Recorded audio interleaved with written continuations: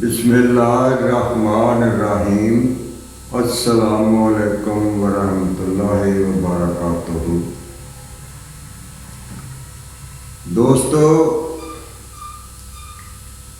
ایک نیا موضوع لے کر حاضر خدمت ہوا ہوں۔ اللہ پاک نے قرآن مجید والفرقان حمید میں ارشاد فرمایا ہے، رب المشرقین و رب المغربین، رب دونوں مشرقوں کا اور رب دونوں مغربوں کا۔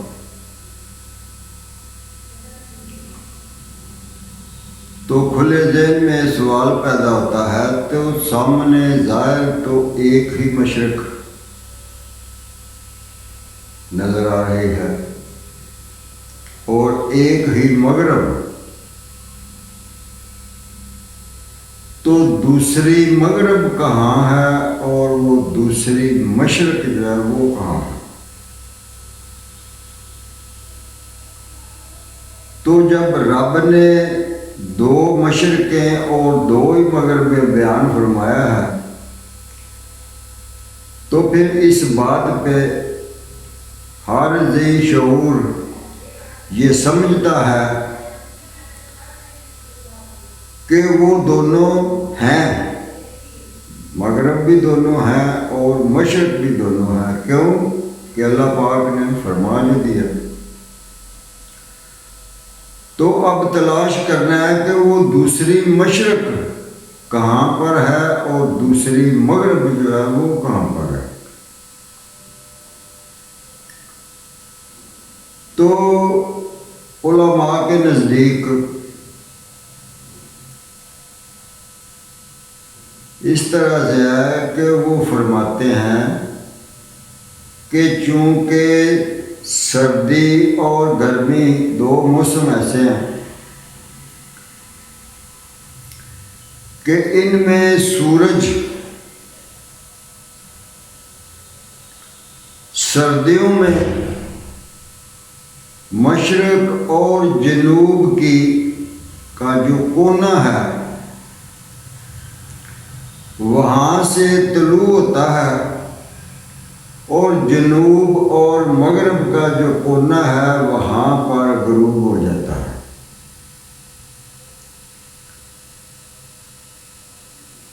اور گرمیوں میں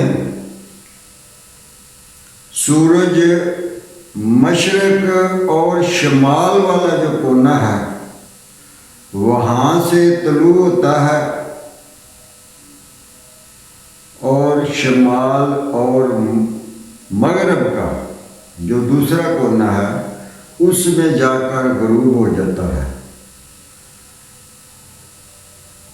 تو وہ فرماتے ہیں کہ شمال اور مشرق کا جو ایک کونا ہے وہ ایک مشرق ہے، اور جنوب اور مشرق کا جو دوسرا کونا ہے وہ دوسری مشرق ہے۔ انہوں نے اس کو اس طرح سے حل کیا ہے اور اس پر وہ مطمئن ہے۔ اور اسی طرح مغرب اور جنوب کا ایک کونا، یہاں پر سورج جو ہے وہ غروب ہو رہا ہے سردی میں، وہ ایک مغرب ہے، اور گرمی میں شمال اور مغرب کا دوسرا کونا وہ دوسری مغرب ہے۔ انہوں نے تو اس کو اس طرح سے اس مسئلے کا جو حل جو ہے وہ نکال لیا ہے، لیکن سورج شمال اور مشرق اور جنوب والی کے کونے سے لے کر آہستہ آہستہ آہستہ آہستہ شمال اور مشرق والے کونے کی طرف بڑھتا ہے، یک دم نہیں جاتا۔ اور اسی طرح سے گرمیوں میں اس کی واپسی بھی ہوتی ہے۔ آہستہ آہستہ آہستہ آہستہ روزانہ تھوڑا تھوڑا فرق پڑتا رہتا ہے، تو وہ سفر جو ہے وہ پورا ہوتا ہے۔ تو اگر ان دونوں کونوں کو دو مشرقیں مان لیا جائے تو پھر جو درمیان ہے اس کا سینٹر ہے دونوں کونوں کے درمیان والا، مشرق کا اور مغرب کا،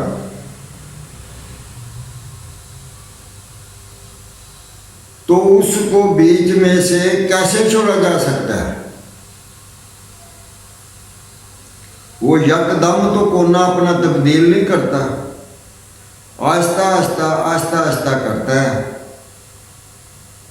اور کچھ مہینوں میں جب گرمی کا موسم جب آتا ہے تو وہ اس کونے میں جو ہے پہنچ جاتا ہے، اور سردیوں میں جب گرمی آنے والی ہوتی ہے تو اس کونے پہنچ جاتا ہے۔ تو عارفین جو ان کے نزدیک دوسری مشرق ہے، لیکن یہ نہیں جو بتایا جا رہا۔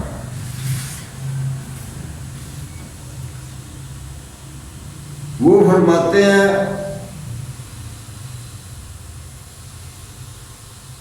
کہ جیسے علامہ صاحب نے بھی فرمایا، اور بھی بہت سارے بزرگ جو ہے وہ اس بات کی تائید کرتے ہیں، تصدیق کرتے ہیں کہ یوں تو کلوں پہ مجموعہ عالم ہوں، میں ہی مسجود ملائک ہوں اگر آدم ہوں۔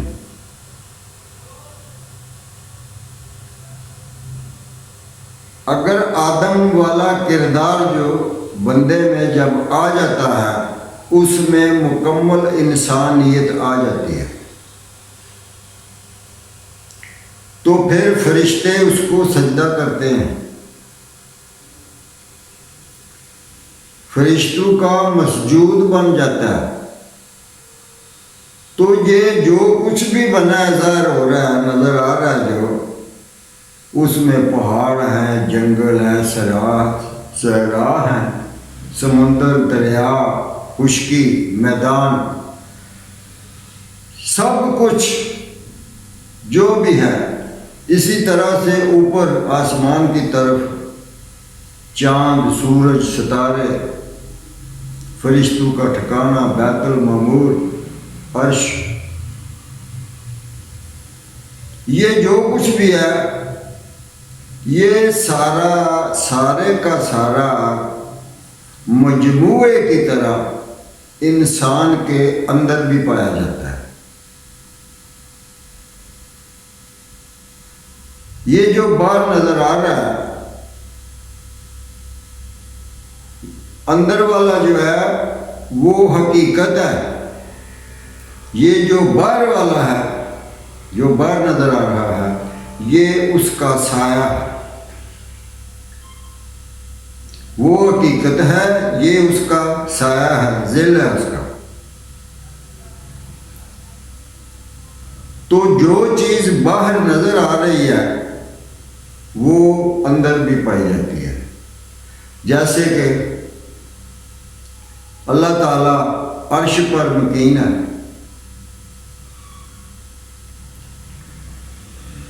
تو دوسری طرف نبی کریم صلی اللہ علیہ وآلہ وسلم کا فرمان مبارک ہے کہ مومن کا دل، اس کا قلب اللہ تعالیٰ کا عرش ہے، قلوب المومنین عرش اللہ تعالیٰ، مومنوں کا دل اللہ کا عرش ہے۔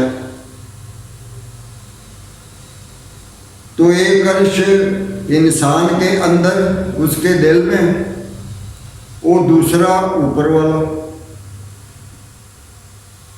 جسے لامقام بولتے ہیں۔ تو علامہ صاحب نے اپنی کتاب میں ایک جگہ لکھا ہے، وہی اصل مکان و لا مکان ہے، حقیقت جو ہے وہ بتا رہے ہیں کہ وہی اصل مکان و لا مکان ہے. لا مکان میں بھی وہ ہے اور مکان میں بھی وہ ہے. وہی اصل مکان و لا مکان ہے. لا مکان کیا ہے؟ انداز بیاں ہے. خضر بتائے تو کیا بتائے، گر ماہی پوچھے کہ دریا کہاں ہے.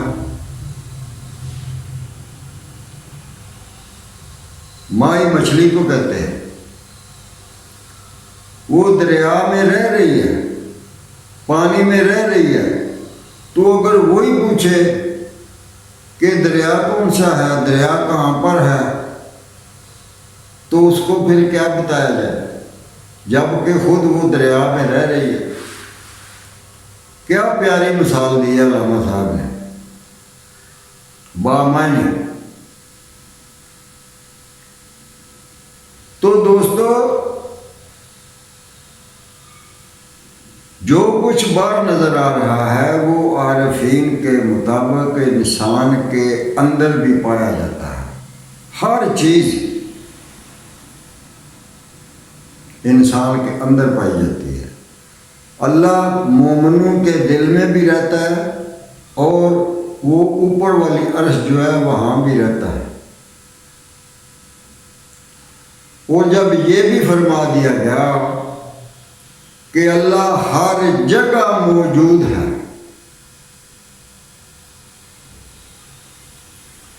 تو یہ جو اشرف المخلوقات انسان ہے، جس کو اشرف بنایا گیا ہے، تو کیا اس میں نہیں ہو سکتا؟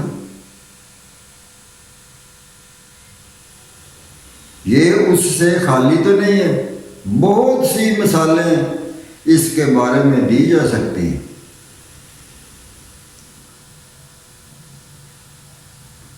تو اسی طرح یہ دونوں مشرقوں کا جو اللہ پاک نے ذکر کیا ہے وہ ایک ظاہر نظر آ رہی ہے اور دوسری انسان کے اندر پائی جاتی ہے. مشرق وہاں پر بھی سورج طلوع ہوتا ہے اور غروب بھی ہوتا ہے.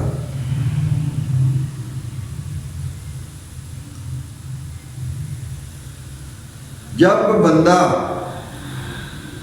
میں اب تھوڑی سی مومن کے بارے میں کچھ بتانا چاہتا ہوں کہ جو بات میں کرنا چاہ رہا ہوں وہ صاف شفاف آئینے کی طرح انسان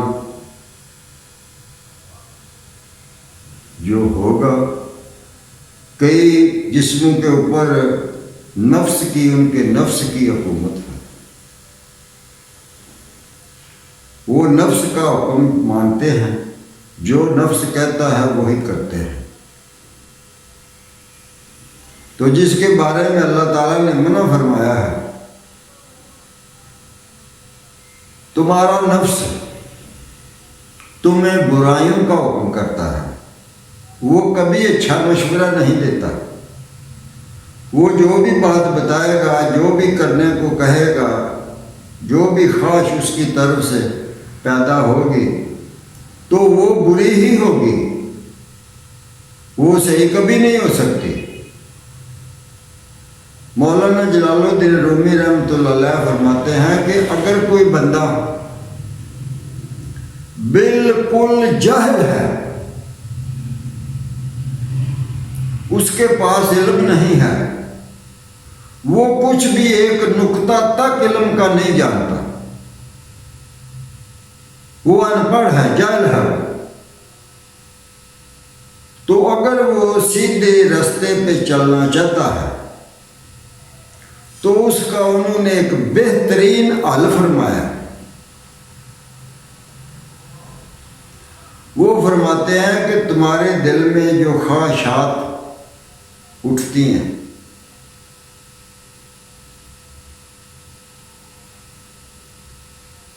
تو جو خواہش تمہارے دل میں اٹھے یہ نفس امارہ کی جو پہلا نمبر ہے نفس امارہ، اس کی بات انہوں نے کی ہے کہ اس میں کبھی کوئی خواہش جو ہے وہ ساری نفس کی طرف سے خواہش ہوتی ہے۔ تو بتاتے ہیں کہ جو بھی تمہارے اندر خواہش اٹھے دنیا کے متعلق، تو اس کو تم الٹ عمل کرو اس پہ۔ اگر تمہارے دل میں فرض کیا خواہش اٹھتی ہے دھوپ میں بیٹھے ہوئے، تو خواہش اٹھتی ہے کہ سائے میں جا کے بیٹھ جاؤ، تو اس کی مخالفت کرو، سائے میں نہ بیٹھو۔ اگر خواہش اٹھتی ہے کہ میں گوشت کھانا چاہتا ہوں تو گوشت مت کھاؤ۔ اگر وہ کہے کہ مجھے بھوک لگی ہے مجھے روٹی دو، تو اس کو برائے نام تھوڑی سی روٹی دے دو۔ اس کی خواہش یعنی جو بھی خواہش وہ کرے تم اس کا الٹ کرو، تو تمہارے اندر کی صفائی ہو جائے، تم سیدھے راستے پہ چل نکلو گے۔ تو پھر اللہ تعالیٰ مسبب الاسباب ہے، وہ کوئی ایسا سبب پیدا کر دے گا کہ تمہیں کوئی استاد کوئی مرشد مل جائے گا۔ تو یہ جتنی بھی خواہشات انسان کے اندر پیدا ہوتی ہیں وہ نفس کی طرف سے ہوتی ہیں۔ وہ جب اس کی صفائی ہو جاتی ہے، اس کی درستگی ہو جاتی ہے، نفس کی اصلاح ہو جاتی ہے، تو پھر بندے میں انسانیت داخل ہوتی ہے۔ جب تک نفس کی حکومت ہوتی ہے بندہ لاچار بے بس اس کی خواہشوں پہ عمل کرتا جاتا ہے اور اپنے آپ کو جہنم کی طرف لے کے جاتا ہے۔ اللہ تعالیٰ نے صاف فرما دیا ان النفس لامارۃ بالسوء، بے شک تمہارا نفس ہی تمہیں برائیوں کا حکم کرنے والا ہے۔ جس قسم کی بھی برائی کرتے ہو وہ اس کے حکم سے کرتے ہو، وہ کرواتا ہے۔ میری طرف سے تو اچھا کرنے کا حکم میں نے دیا ہے، میں نے تو اچھائی والا راستہ اپنانے کو کہا ہے۔ دونوں راستے بنائے ہوئے میرے ہی ہیں، لیکن جب بھی انسان نماز میں کھڑا ہوتا ہے تو یہی دعا مانگتا ہے اہدنا الصراط المستقیم، کہ یا اللہ مجھے سیدھے راستے پر رکھ۔ تو اللہ تعالیٰ نے سیدھے راستے کا حکم دیا ہے، اسی لیے انسان نماز میں یہ دعا جو ہے یہ پڑھتا ہے، مانگتا ہے اللہ سے کہ مجھے سیدھا راستہ، اور وہ راستہ پھر آگے جا کے بھی بتایا ہے، وہ میں پہلے بیان کر چکا ہوں۔ تو جب تک انسان کا اندر اس میں صفائی نہیں آ جاتی، اس میں کوئی غیر خواہش پیدا نہیں ہوتی، وہ صاف اور شفاف آئینے کی مانند ہو جاتا ہے، تو اس وقت انسان مومن بن جاتا ہے۔ وہ اس کو انسان کہہ لے تب بھی ٹھیک ہے، انسان بھی انسانیت کے ساتھ انسان ہے، حیوانیت کے ساتھ نہیں۔ اگر یہ قالب انسانی قالب، یہ قالب انسان کا ہے اور اس کے اندر انسانیت نہیں ہے، تو یہ قالب ضرور انسان کا ہے لیکن یہ حیوان ہے۔ عارفین نے حیوان ناطق کا نام دیا ہے اس کو،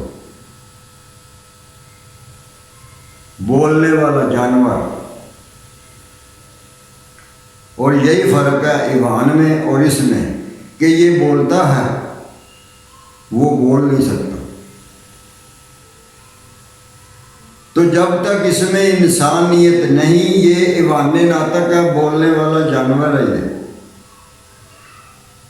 تو جانور سے کسی بھلائی کی کیسے توقع کی جا سکتی ہے؟ کبھی نہیں۔ اس سے کوئی بھی بھلائی کی توقع نہیں کی جا سکتی، کیوں؟ اس میں حیوانیت بھری ہوئی ہے۔ انسانوں کا کردار اور ہے، حیوانوں کا کردار اور ہے۔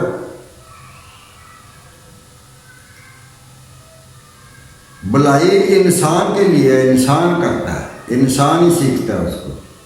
تو جب وہ مکمل انسانیت اس کالم میں آ جاتے ہیں تو پھر یہ مکمل انسان بنتا ہے۔ پھر اس کو مومن کہہ لے، اس کو درویش کہہ لے، جو بھی اچھے سے اچھا نام ہے پھر اس کو دیا جا سکتا ہے، اس سے پہلے نہیں۔ تو جب مومن بن جاتا ہے اس منصب پہ، یہ حیوانیت سے ترقی کرتا ہوا انسان بن جاتا ہے، مکمل انسان، اس کا سینہ روشن ہو جاتا ہے، اس میں اللہ کا نور آ جاتا ہے، اللہ کے نور کی روشنی سے اس کا سینہ منور ہو جاتا ہے، اس کو پیغامات بھی ملتے ہیں۔ یہی قلب مومن کا، یہی لوح محفوظ بن جاتا ہے، اللہ تعالیٰ کی طرف سے اس کو پیغامات آنے شروع ہو جاتے ہیں۔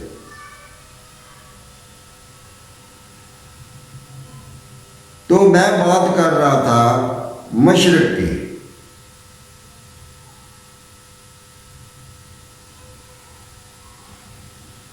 تو جب انسان اپنے نفس کی فنا کے ساتھ، من عرف نفسہ بالفناء فقد عرف ربہ بالبقاء، جس نے اپنے آپ کو پہچانا اپنے نفس کی فنا کے ساتھ، اس نے اپنے رب کو پہچانا اس کی بقا کے ساتھ۔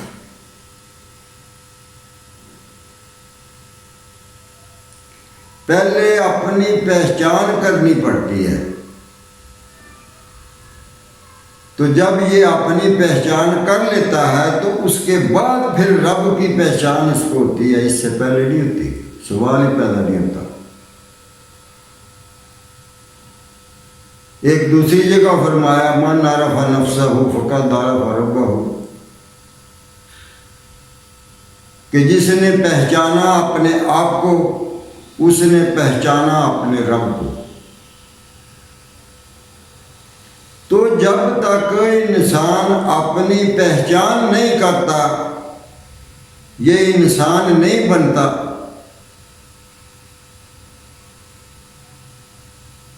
تو اس وقت تک یہ انسان کہلانے کا حقدار نہیں۔ اس میں حیوانیت کوٹ کوٹ کر بھری ہوتی ہے، لالچ اس میں کوٹ کوٹ کر بھرا ہوا ہوتا ہے، جو کہ اس کے لیے نقصان دہ ہوتا ہے، اس کو سیدھے راستے پر چلنے نہیں دیتا۔ یہ ہمیشہ دوسرے راستے پر جو کہ گمراہی کی طرف جاتا ہے اس پر چلتا ہے یہ، اور گمراہی والا راستہ جو ہے وہ سیدھا جہنم میں لے کے جاتا ہے، وہ اچھائی والا راستہ سیدھا جنت کو لے کے جاتا ہے، اس میں انسان کی بھلائی ہے۔ تو اس لیے یہ جب ترقی کر کے مومن بن جاتا ہے، کامل انسان بن جاتا ہے، تو پھر وہاں سے اس کے اندر، اس کے دل کے اندر حق کا سورج طلوع ہوتا ہے، اللہ تعالیٰ کے نور کا سورج طلوع ہوتا ہے وہاں سے، اور اس کی روشنی میں، اس نور کی روشنی میں، اللہ کا نور ہے نا وہ، تو جب اس کا سورج طلوع ہوتا ہے انسان کے اندر سے، تو پھر ثابت ہوا کہ دوسری مشرق انسان کے اندر پائی جاتی ہے۔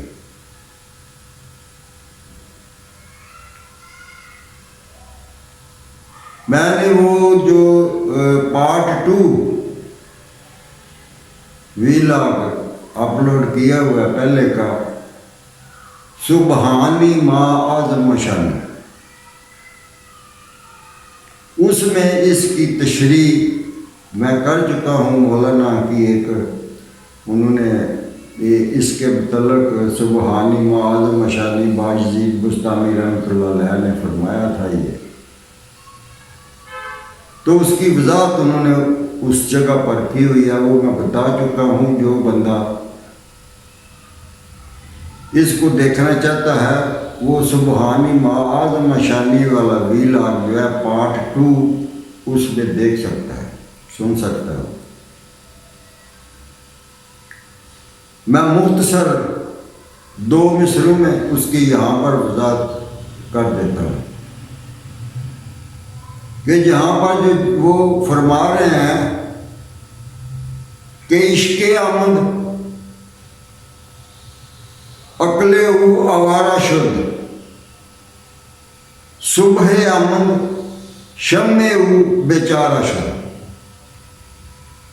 کہ جب عشق آ گیا، اللہ کا نور آ گیا، اس کا سرور آ گیا، اس کی بستی آ گئی، اور وہ سورج طلوع ہو گیا، اللہ کا نور اس میں آ گیا، تو پھر بندہ اس وقت غروب ہو جاتا ہے۔ جب حق کا سورج انسان کے اندر سے طلوع ہوتا ہے تو بندہ غروب ہوا ہوتا ہے۔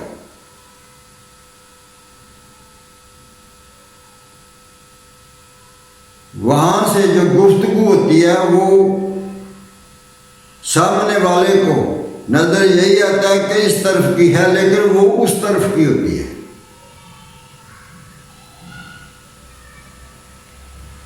بندے کا اختیار اس وقت بالکل زیرو، ختم، اس کی صفات معطل۔ پھر اللہ تعالیٰ کی صفات اس میں نظر آتی ہے۔ علامہ صاحب نے فرمایا نا، ہر لہجہ ہے مومن کی نئی شان، نئی آن،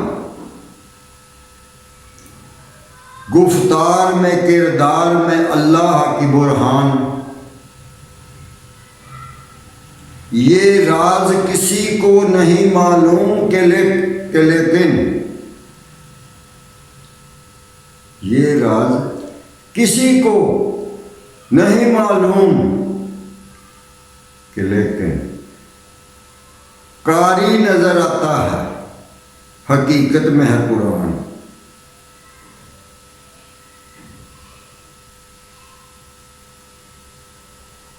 قاری کہتے ہیں قرآن پڑھنے والے کو، بظاہر وہ پڑھ رہا ہے، قاری ہے، سامنے بندہ ہی بیٹھا ہوا ہے، بندہ پڑھ رہا ہے، وہ قاری ہے، لیکن اس وقت اس کی حقیقت جو ہے وہ قرآن کی ہے۔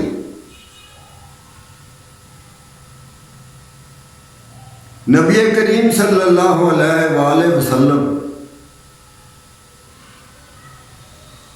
سراپا قرآن ہے، سراپا قرآن،